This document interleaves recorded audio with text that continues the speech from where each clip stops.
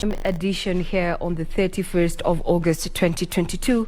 I'm Regina Manyara. Now, the Independent Electoral and Boundaries Commission has granted Raila Odinga access to all its servers. In a statement on its Twitter account, IEBC said the decision was in compliance with Supreme Court directive after lawyer James Orengo said the electoral body had only given them limited access to the servers. Orengo, who is representing the presidential election petitioners Raila Odinga and Martha Karua, had also argued that William Ruto did not attain the constitutional threshold of 50% plus one votes to be declared the winner of the presidential election. Serafina Robi with the details.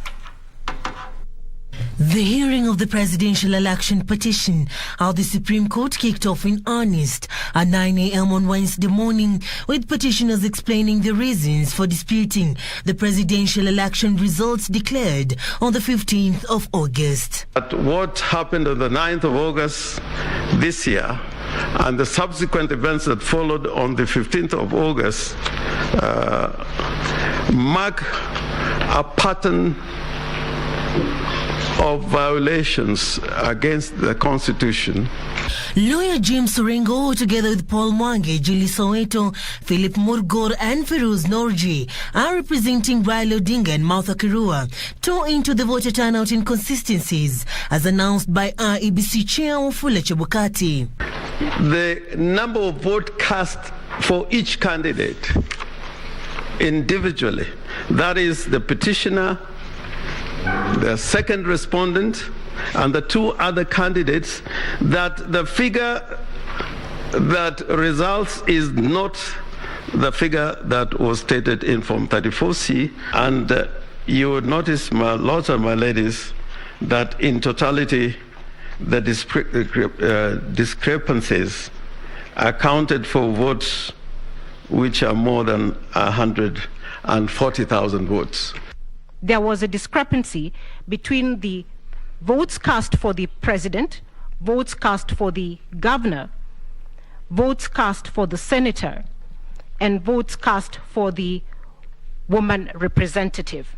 Orengo further submitted that William Ruto, who was declared president-elect, did not attain the 50% plus one votes as required by the Constitution, despite being announced to have gotten 7,176,141 votes, representing 50.49%.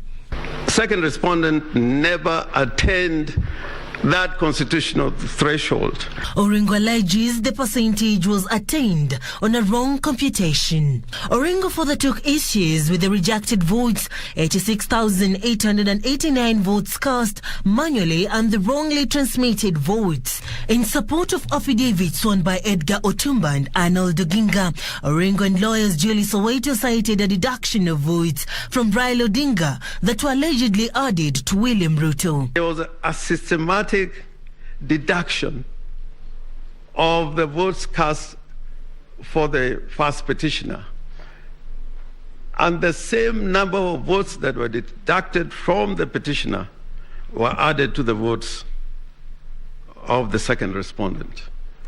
In Chepalungu, polling station 1 of 1, the first petitioners and the physical copy of the Form 34A that was given to the agent, the first petitioner had 61 votes. In the form that was uploaded, or that is appearing in the IBC portal, the first petitioner has 1 vote.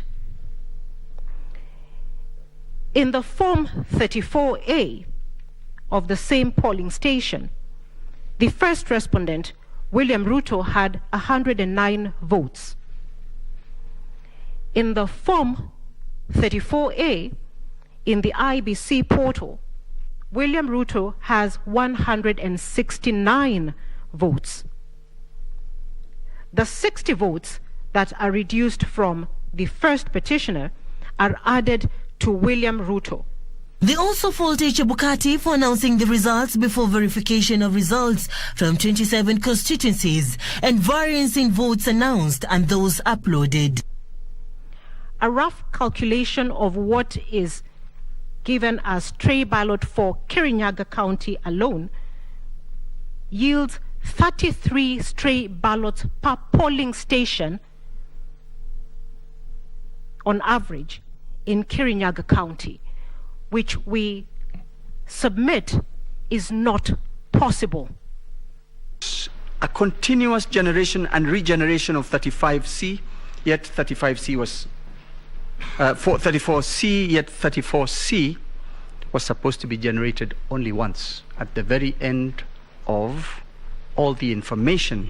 Orengo will then compare the electoral body IEBC to a falling Tower of Babel, given the divisions within it, as he faulted the chair of acting in seclusion of other commissioners.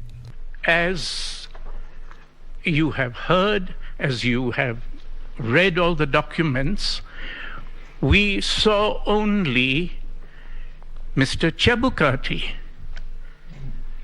doing these duties and not doing these duties as part of the commission, but by himself. Then I implore this court to use the same reasoning and tell the chairman in the same voice that it has told the national executive that your power to declare does not give you any power to decide on what you declare. While quite plausible arguments from the petitioners, but this is just one side of the story. Will they be able to withstand the rebuttal from the respondents? The Supreme Court battle has just begun. Serafina Robi for Prime Edition.